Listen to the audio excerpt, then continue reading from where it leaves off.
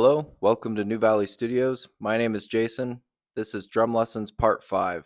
Some more basic technique, and we're going to intro into basic fills. Let's talk a little bit about how our feet should feel and look around the snare and on the pedals. It should feel like your snare is right in between your legs, you're looking right at your drive shaft, and your feet are just comfortably on each side of the snare. Some genres, I know jazz specifically, so if you're really wanting to get into jazz, listen to this.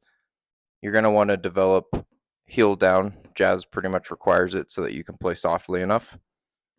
And if you like heel down, like if it just calls to you, go ahead and start developing that. Heel up is fine too.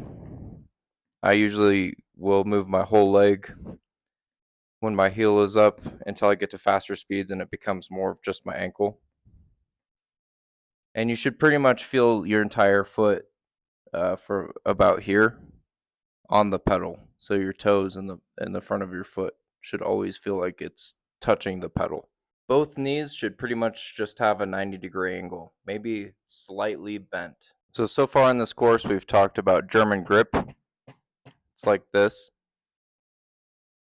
I like German grip everywhere, and I'm fine with it. I can play German grip just fine way over here, but sometimes it is more comfortable to roll your hand over, and you can start playing French grip. And you can also play French grip over here. You can't play it close. I don't think that's comfortable personally, but a lot of people will do that. But yeah, you could start rolling your hand over, playing some French grip. So I hold it about here. You use all of your fingers as kind of like a lever. Your thumb is pointed with the stick. It's kind of hard to show when you're not actually doing it. You kind of need the rebound to start going for your fingers to be able to get into their correct placing for the leverage to start working. That's about what it looks like. You'll see me use it sometimes, but I've developed my German grip to the point where I almost kind of prefer it everywhere, but sometimes I'll roll over to it when I go to the side of the kit, depending on what I'm doing. American grip is somewhere in between German grip and French grip. It's sort of an in-between. To me, it just feels like a little bit of a rolled German grip.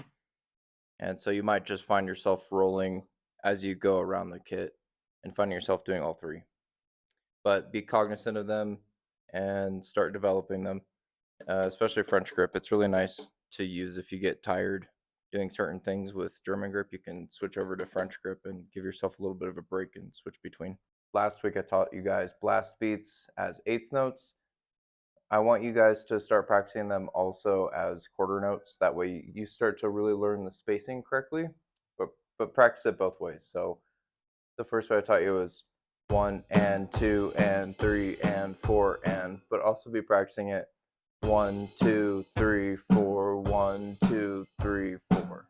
So this way would look like this.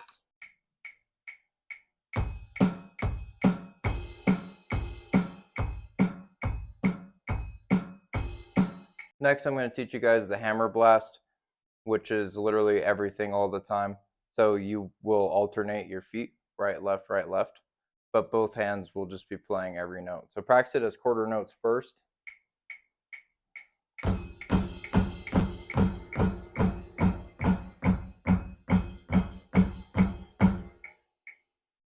And then after a while and you've gotten the spacing correct for that, you could practice it as eighth notes.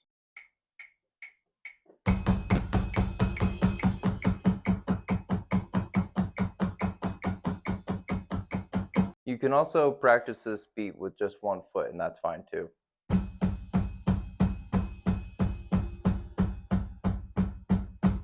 So it's either going to be 1, 2, 3, 4, 1, 2, 3, 4, or 1 and 2 and 3 and 4 and 1 and 2 and 3 and 4 and, depending on how you use the metronome and how you write it. On this measure, I have written two groups of notes, and it's two groups of eighth notes. So the first group, the first two eighth notes, the first one's a snare, so you're used to where that goes, and that second note is a bass note, so you're used to where that goes on the staff.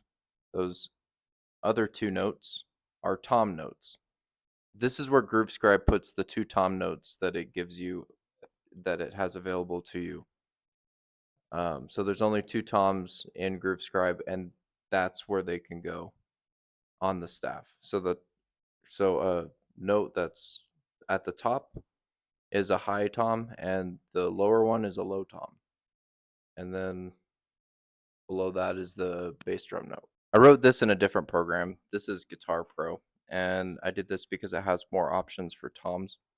So the first measure is again the snare and the bass drum. It's in the same places as Groove Scribe, and those are very common places to put those. And these are also pretty common places to put the toms, but they won't be so exact, but it's usually in descending order. So the second measure has these tom notes, and it starts with your highest tom and goes down to your lowest tom. So this gives you, again, 4 options in this program for toms. I'm going to opt for the Groove Scribe version whenever I can so that everyone can use the free stuff together. So I wrote this in Groove Scribe so that we can start learning some drum fills together. We're only at 8th note, so they're pretty simple.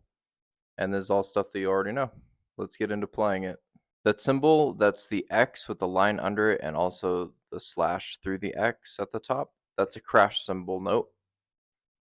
And those appear in the first 2 measures, and then in the second 2 measures, you've seen something that you've seen before, which is the ride bell, and that's how it's written in Groove Scribe. That little triangle with the line through it. I made this exercise so you could start switching between beats and practicing having fills between switching between beats. That's a bit more of a natural way to be practicing things. Let's check this out.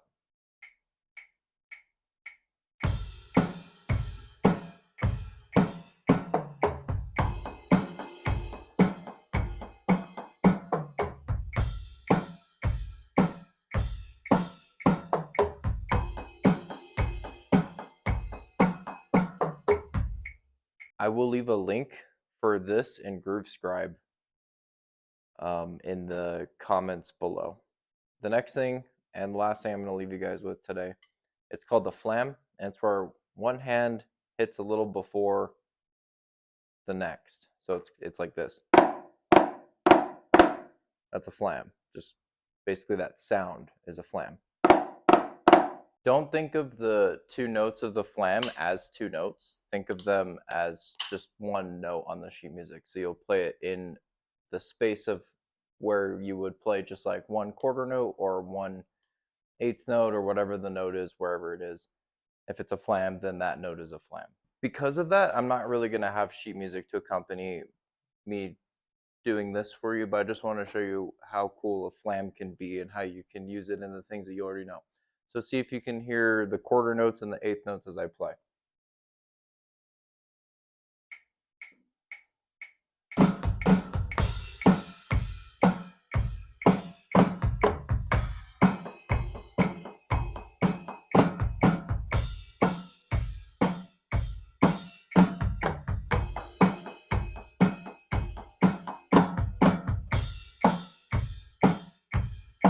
So a lot of times right there you were seeing me do a lot of flams on the quarter note, and I was doing a bass drum note on the and. So 1 and 2 and 3 and 4 and.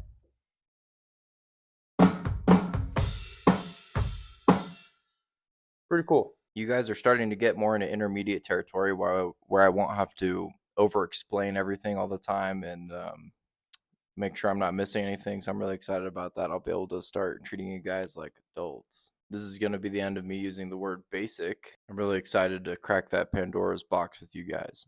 Please hit that subscribe button so you don't miss any more drum lessons. Please hit that like button. It helps us out a lot. And use the comments to ask questions or say anything at all. Thank you so much for joining us. This has been New Valley Studios. I'm Jason. Have a great day.